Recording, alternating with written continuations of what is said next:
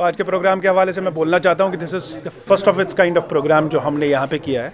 We call it tax outreach programme. The main idea was कि यहाँ के जो लोकल बिजनेसमैन हैं, लोकल टैक्स पेयर्स हैं, उनको हम एजुकेट एंड अवेयर करें अबाउट कंप्लाइंसेस क्या हैं टैक्स में, रिटर्न्स कैसे फाइल करनी है, and how cases are to be dealt with अगर आपको कोई कम्युनिकेशन आता है.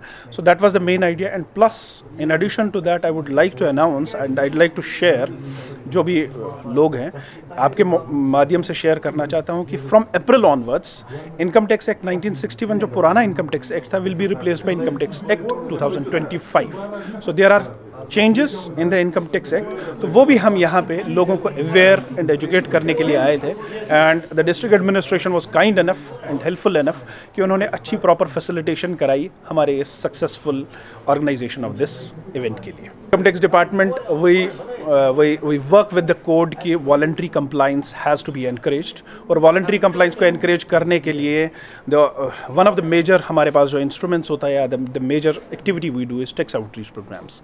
Since I have been posted in Srinagar and under the able guidance of my principal commissioners, additional commissioners, chief commissioner, we have almost covered most of the district headquarters.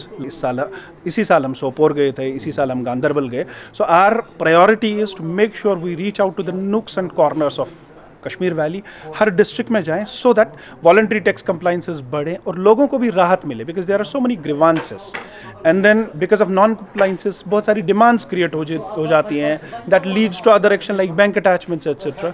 In order to save people from all those things हमारा idea यही रहता है, we aware them, we educate them about income tax act so that उनको वो सारी problems face ना करनी पड़े.